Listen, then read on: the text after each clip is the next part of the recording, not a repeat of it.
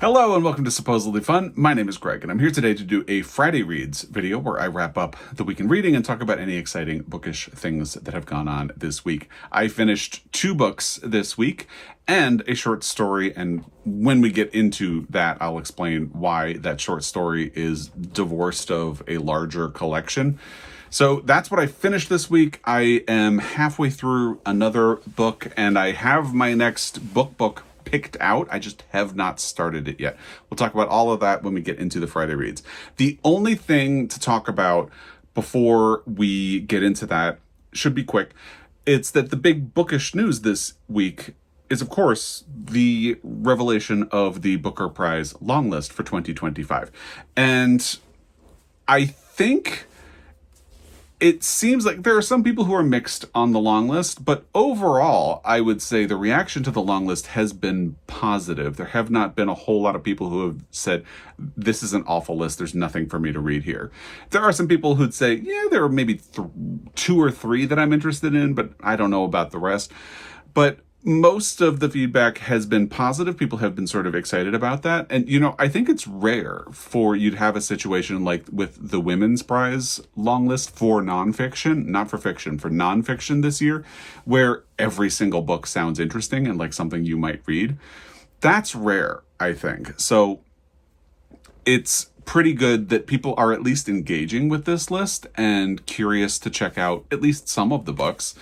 And nobody has had a viscerally, or there have not been a whole lot of viscerally negative reactions to a particular book that is on the long list. I will say I have been getting the most positive feedback about The Land in Winter by Andrew Miller. And that one is in a unique case because it is currently not published in the United States. And the publication date in the United States was in 2026. I think it was January.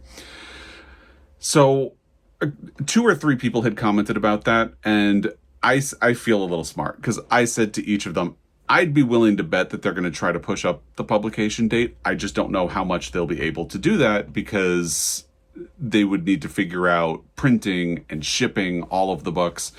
And they don't even have a cover design finalized for the edition, which will be published by Europa Editions in the United States. But they have moved it up to November. And that's good because that is a book that a lot of people have recommended to me since the announcement of the long list. It feels like that is the book that is getting the most positive response from people. And you have to add a caveat to that because, of course, The Loneliness of Sonia and Sunny is not available certainly in the United States, and I'm pretty sure it's not available in the UK yet. The judges would have had advanced copies of it.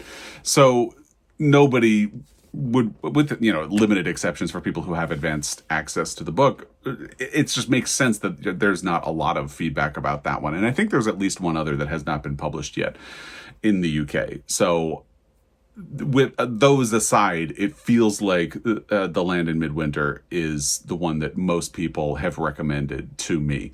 And in terms of books that didn't make the list, there were a lot of people who mentioned Nesting by Rasheen O'Donnell and how they were sad not to see it on the list.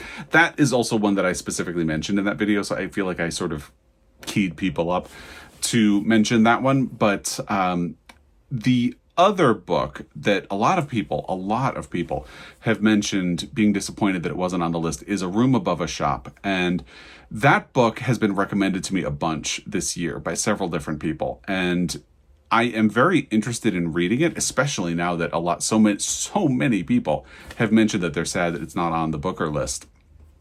And it's not available in the United States, but it is available from like Blackwell's, and I prefer to purchase from an independent bookshop whenever possible, but this year money is tight. It's just the way it is, and I know it's probably very similar for a lot of you out there.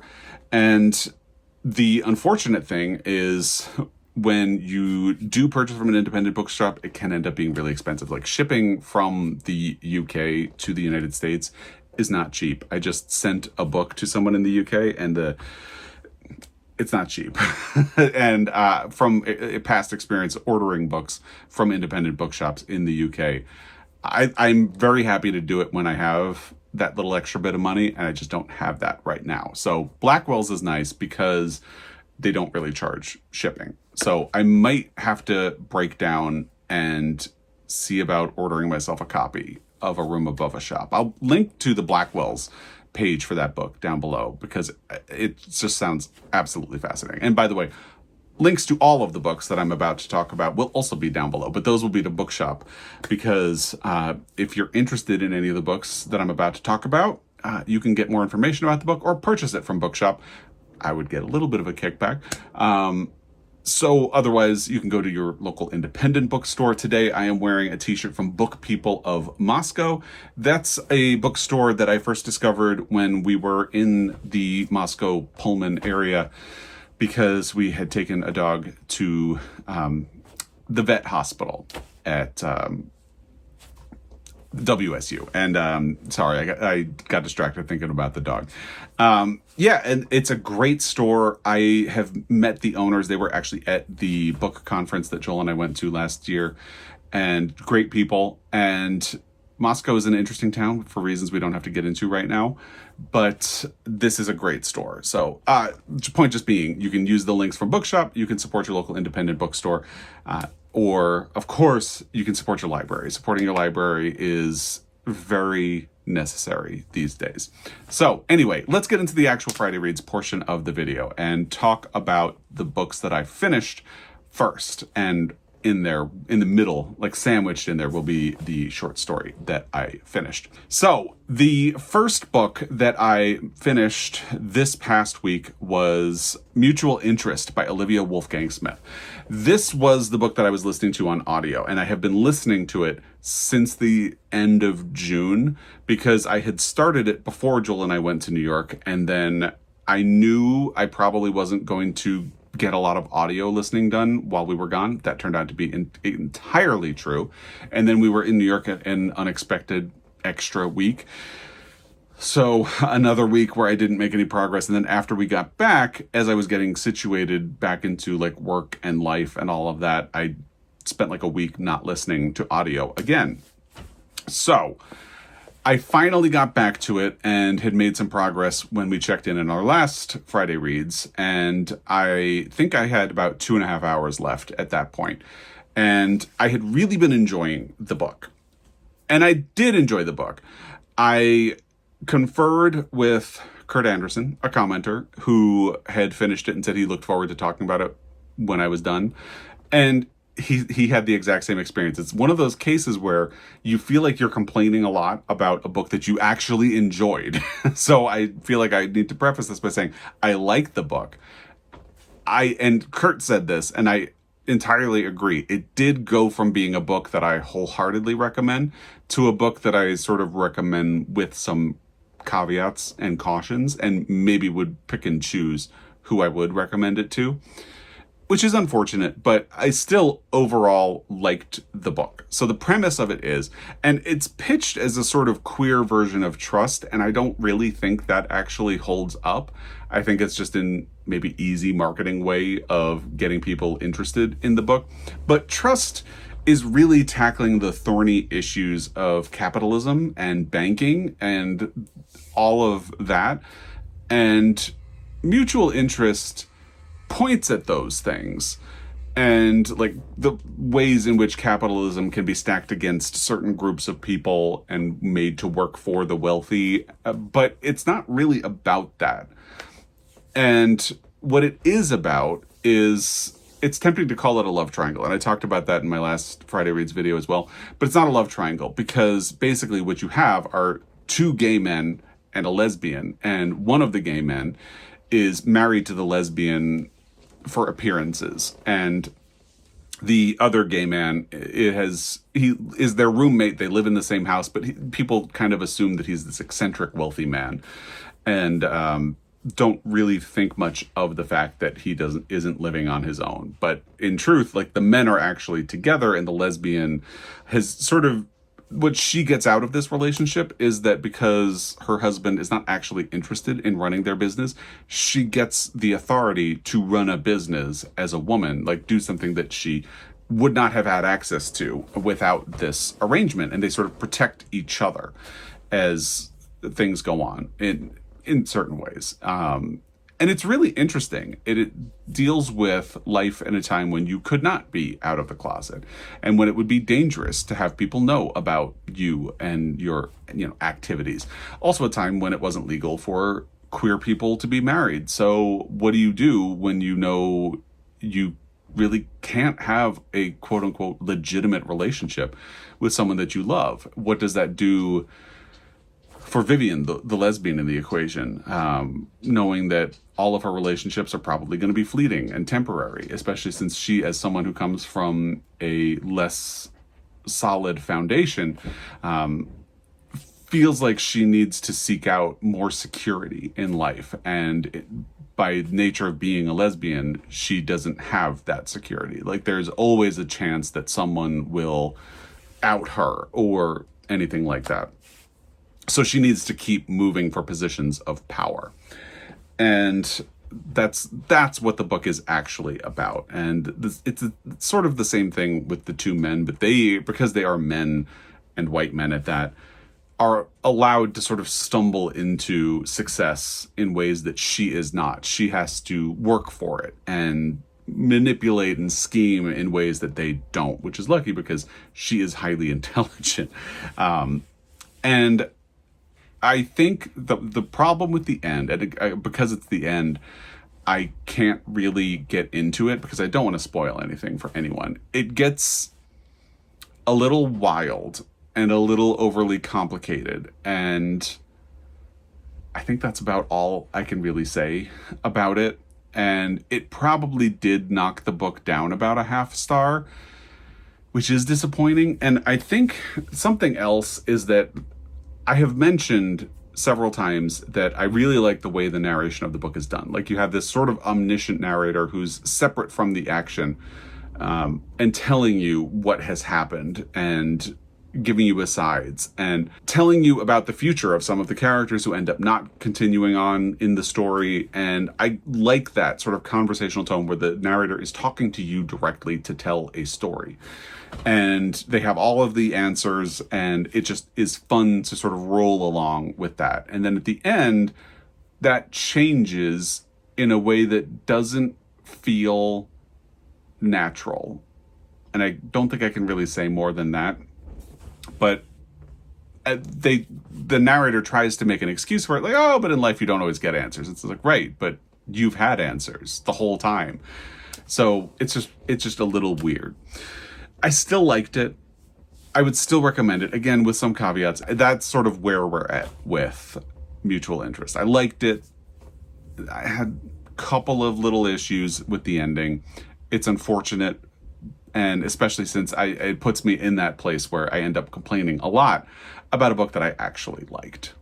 So that's the first book that I finished this week. And then, I don't want to get into the whole thing, but I have been thinking about a potential reading project for myself. And I guess I can tell you about it because it's not anything I really want to commit to, certainly not to the degree I've committed to the Pulitzer Project, where I'm reading all of the books that have won a Pulitzer Prize for fiction. It would be more of a sort of sideline thing for me, where if I make progress on it, great. It's more of a point of interest than anything else. So basically, what it is that I am very interested in the Academy Awards. It's my other big passion. And you know that if you've been following along for a while. Well, a lot of Academy Award winning films are based on books or plays or short stories, in the case of like Brokeback Mountain and All About Eve. And All About Eve is going to be important. So I created a challenge, or I'm in the process of creating a challenge for myself on Storygraph. And it's very specific to me, so I'm not going to make it public, and it's not finished yet anyway. But when I have time during the day, I will sort of go through Academy Award winners for like Best Picture, Director, Actor, Actress, Supporting Actor, and Supporting Actress, and picking out ones that are based on a book or a play or a short story, and seeing if it's something that I might someday want to read. And I've even been adding ones that I have already read to the project, because that it's for me, it's just like a handy reference to interesting books and stories and plays that have led to Academy Award-winning films. So, along the way, I have known that All About Eve was based on a short story called The Wisdom of Eve, which was written by Mary Orr, O-R-R. Mary Orr later adapted her short story into a play, but I believe that was in the late 1970s. So that was even after the film All About Eve had been released. So the short story is very difficult to find. I think I haven't really pursued the play because to me the play came later. It's the short story that I was interested in, and I haven't checked to see if like the play is more readily available. But I wanted the short story, and you can't really find it. Mary Orr, as far as I can tell, didn't release a collection of short stories that story would appear in, and that makes it difficult. But I looked it up after I added it to my project and decided, you know what, let me just Google this story. Maybe somebody's put it online. Well, it was originally published in an issue of Cosmopolitan in, I think, May of 1946. I could have the year wrong, but I believe that is the case. So I Googled it, and that issue of Cosmopolitan has been scanned and put online. So it's pretty unwieldy, but you can read the story. The annoying thing, in addition to the browse function being just a little unwieldy, and you can zoom in, but it's a little hard to navigate and pull it to different parts and not accidentally turn the page or something like that. And what it does is it has the opening of the story and then it's continued later on in the magazine. So you have to start it and then jump a bunch of pages in the magazine. And again, that's only annoying because it's a little bit unwieldy. I'm telling you this because I will include a link to the page where that issue of the magazine is, digitized down below, if you are interested in reading this story as well. I adore the movie All About Eve. It's like gay man Gatorade. It's, to me, one of the best movies ever made. I love it. If you are unfamiliar, the premise of the movie is that Bette Davis plays Margot Channing, who is a renowned stage actress. And there is a woman waiting outside this one night to meet her and thank her, and somebody brings her inside, and that is Eve, the Eve of the title, Eve Harrington. And she has this sort of sad story, but she loves Margot Channing's work, so Margot gives her a job. And as the movie goes on, Eve becomes more and more bold and brazen, and she insinuates herself into Margot's life and basically uses her position to leverage herself into her own acting career. So it's about this woman, Eve, taking advantage of Margot in order to get ahead in her own career. And that is basically what the short story is. But the short story, all of that has happened, or most of that has happened in the past, because her name isn't Margot in the short story, it's Margola. So I'm kind of glad they made it Margot. And I think she has a different last name too. I can't remember because I've read this a couple of days ago. And to me, the character is Margot Channing and will always be Margot Channing. So she is leaving a play where she has been performing, and her best friend, who's played by Celeste Holm in the movie, is waiting for her in a car so they can drive out to Long Island. And Margola sees Eve waiting in the crowd and tells her to go away and leave her alone and never come back. So she gets into the car and drives away with the Celeste Holm character, and who, of course, asks, "What's the deal with that?" And she tells her the story of Eve being outside the theater and then inserting herself into her life and trying to take advantage and get her own acting career going, and basically stabbing Margot in the back and trying to just run her over with a bus and go on to glory as an actress. And then there's a sort of PS addendum where the Celeste Holm character, who is the narrator of the story, tells you a little coda to it. So that is it. And it's definitely not as good as All About Eve. All About Eve, the script is very witty and clever, and the short story is not. Just isn't. But it is the framework for the story, and it is interesting, and so interesting really as the source text of this great movie. So I'm happy that I took the time to read it and, navigate that digitized version of a Cosmopolitan magazine from 1946. Whether or not you want to do so is entirely up to you. But I read it, it was just fine. The movie's great. The short story that it came from is just fine. So they absolutely elevated the material when they adapted it for the screen. And I'm always interested in film adaptations anyway.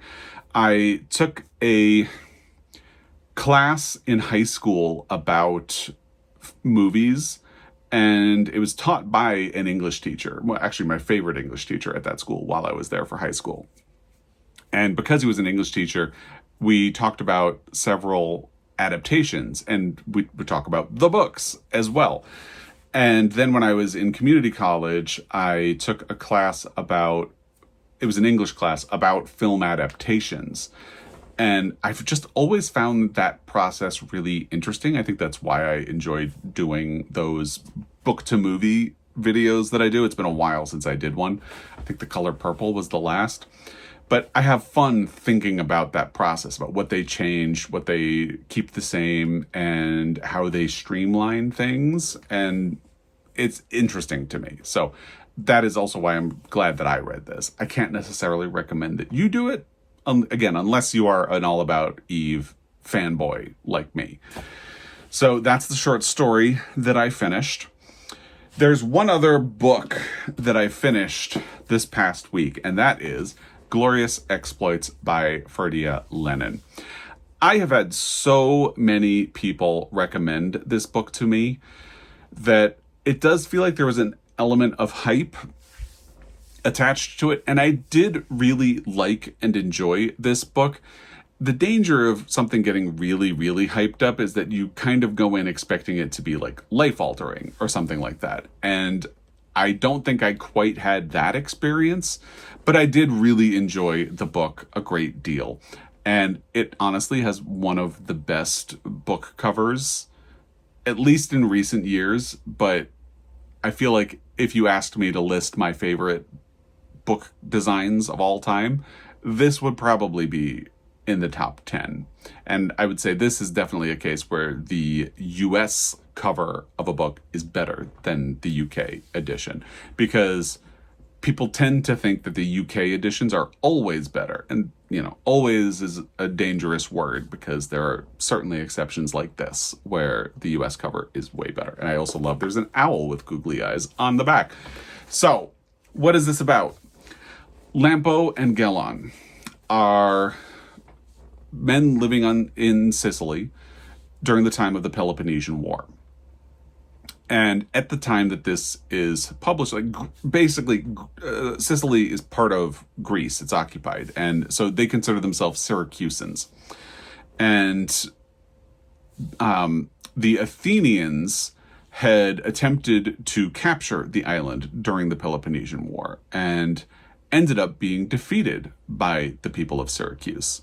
So there are a bunch of Athenian prisoners being kept in a quarry, and essentially they're just left there to die because they're not really getting food. They're exposed to the sun all day, so they're just kind of dying off. Gelon and Lampo are unemployed because they had been working at a pottery factory that doesn't exist anymore. They're sort of have been experiencing the ravages of war for many, many years at this point, and things have gotten hard.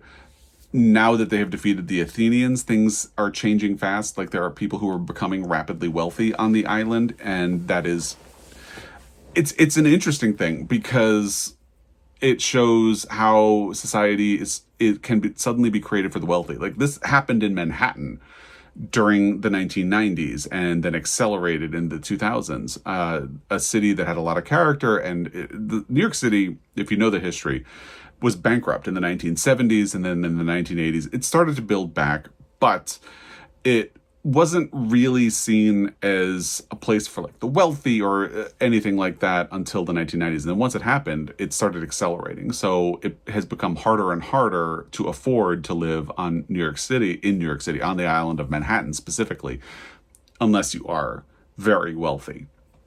And that's happening on this island that we now know as Sicily.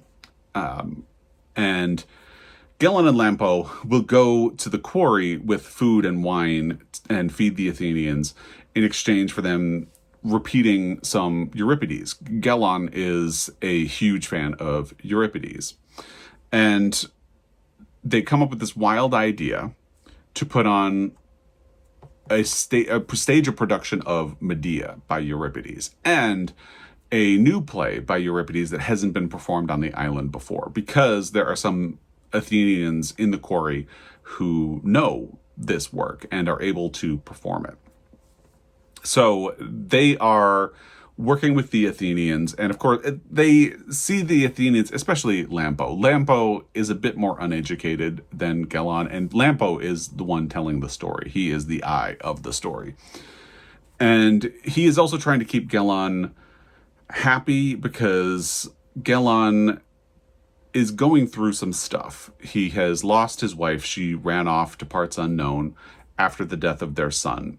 And that has been very hard for Gellon. And Lampo is someone who means well, will do the right thing, but might need some encouragement to do it, or might need a little time to think about it and why it is the right thing to do, which makes him a fascinating character to follow so closely in this story. And ultimately, this is a book about humanity, about art, also about the ravages of war and living through difficult times, which certainly we can all relate to. And I think that is another reason so many people have loved this book, because we can relate to those things so well, right? Especially right now. And it's dramatic, serious, but also incredibly funny. Ferdia Lennon has a really great sense of humor. This is a book that I think I actually, maybe not, when I say laugh out loud, I don't mean like a big belly laugh. I mean more like, or like something like that. But it happened, and that is rare for me at least. And yeah, I think there are just a couple of things that kept me from full on loving this book and giving it 5 stars. Like, there is, I feel like, again, this is a case where some of my little quibbles, and again, these are little quibbles, so it feels like I'm complaining about something I actually enjoyed, especially in this case, because I feel a lot less complicated about recommending glorious exploits than I do about mutual interest. But most of the little quibbles I have are with the ending, and that makes it difficult to talk about in a video. So I can't really say. The one thing I can say is that at one point, someone who produces the show they go to him because they need money, and he ends up producing the show. So they sell him some Athenian armor that they find. And while they're on his boat, he tells them he's going to show them a god. And I won't say what happens, but it feels unresolved in a way that to me didn't feel satisfying. But again, that's a tiny little quibble. And the other tiny little quibbles are with the ending, so I can't really talk about them. I did like this book a great deal. I don't think I quite loved it. And I think part of that is also the hype. I think so many people have said, like, oh, you in particular will love this book. And it sets a very specific expectation. And I try not to be led down that road, but, you know, it happens. Ultimately, it happens. So I really did enjoy this book. Even if I didn't love it, I do recommend it. And I feel a lot less guilty about giving it an unqualified recommendation.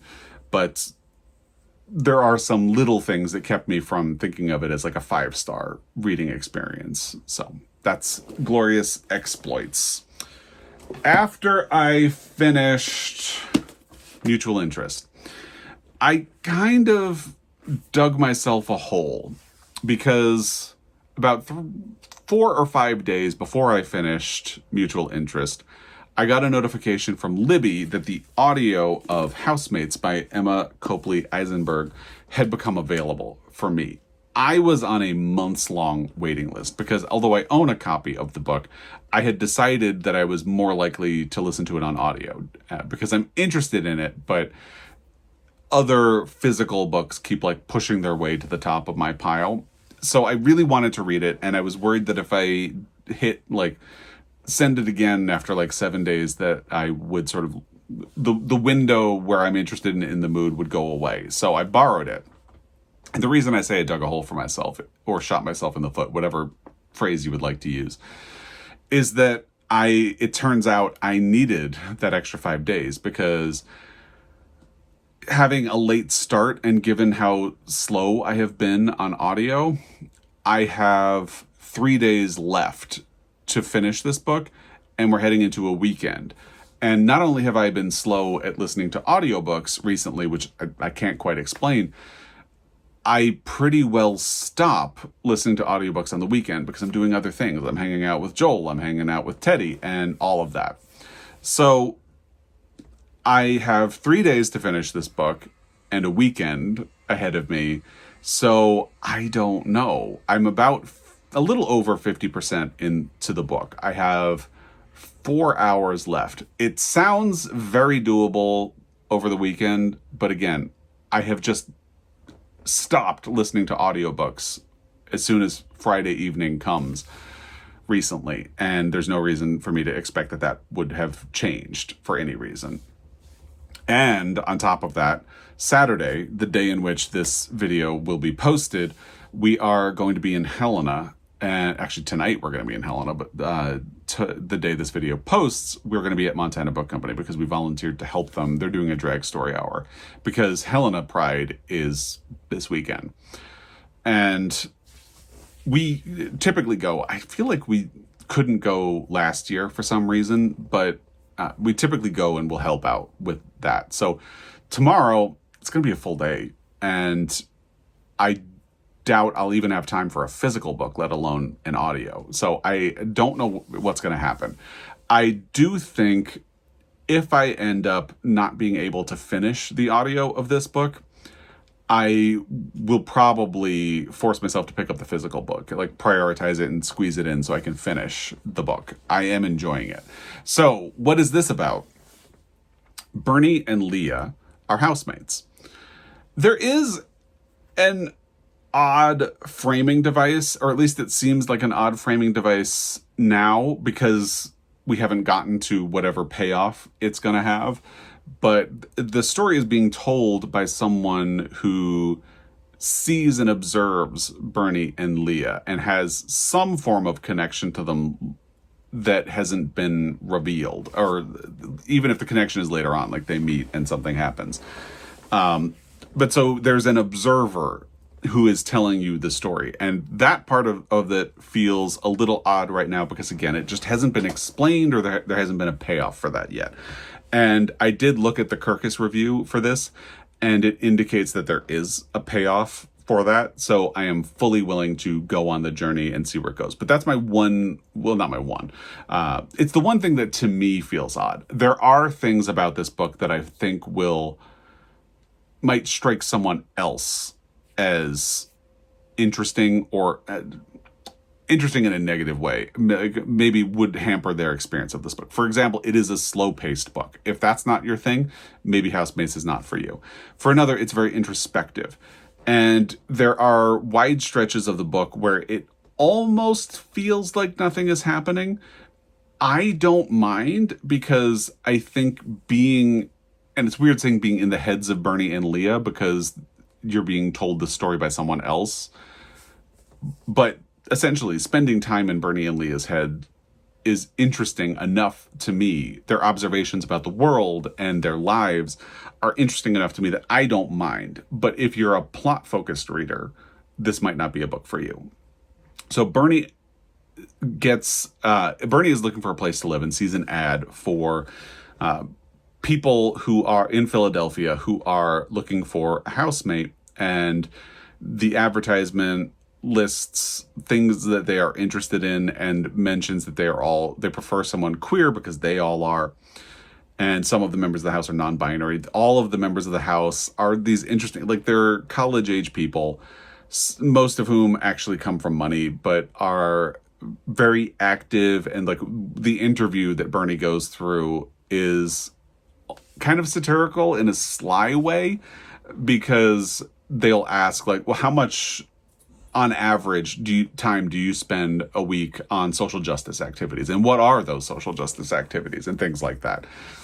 And it doesn't come across as mean-spirited in any way. That's why I say it's sort of slyly satirical. Like, there's no judgment against these people. In fact, there's a sort of affection for them and that they want to do good.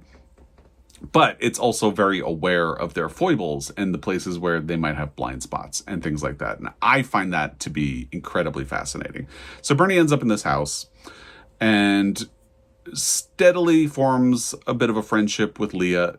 And the way it's described in the opening chapter is that this observer, the first time they see Bernie and Leah, they could tell Leah is more into Bernie than Bernie is into Leah. And basically, the other side, like, you really only get to the quote-unquote plot about 37% of the way into the audio. And that plot is, and this is not a spoiler because it's just it's sort of the thrust of the plot description of the book. Bernie had been mentored by a photographer named Daniel Dunn. In later years, Daniel Dunn's reputation became tarnished by Me Too allegations. People came out and accused him of a lot of bad behavior, and a lot of people came forward. So his career ended up sort of tarnished, and he went into obscurity. Well, he has died, and he leaves Bernie an inheritance, and she feels very conflicted about this because he was a photography teacher, and she feels like she can't even do her photography anymore because he's the person who taught her to use a camera, and she feels very conflicted about this. And conflicted about inheriting something from him because he was a mentor to her, but he was obviously something very toxic to other people, and she doesn't know how to feel about this. Leah is a writer, and they go on a road trip, and on this road trip they're going to see some sights and like America, and Leah will do writing, Bernie will document with photographs, and the agreement is that they will stop at Daniel Dunn's house. So that's the setup of the book. I am having a really good time. I don't know if I'll manage to finish it this weekend before the audio goes away. The audio is actually, and I've sort of had to compromise the experience because I really was enjoying listening to it. And the way the narrator delivers the story feels perfect, and it really sets a mood that I enjoy. But in order to try to get through it more quickly over the last 24 hours, I had to speed up the audio to 1.25, and I don't really like 1.25. It loses the mood a little bit, and that is unfortunate, but it is what it is. So if I don't manage to finish the audio because the hold list is months long, I'll probably pivot to the physical book and see where I get with that. Now, I had decided that my next book was going to be Franny and Zooey by J.D. Salinger, but I decided this 2 days ago, and I have not managed to pick the book up. So I have not actually started it yet. I have read this book before, but this would be a reread. I have never reread this one, and I've always wanted to, so I figured why not just do it now? So that's the plan. Since I haven't started it and I am a mood reader, there's always a chance that I might change my mind. So part of me feels weird mentioning that this is my next book, but we're going to go with it and just see what happens. And that's everything that I have been reading this week. I'd love to hear what you've been up to, what you've been reading, and all of that in the comment section down below. As always, I really appreciate your time, and I will be back. Until next time, happy reading.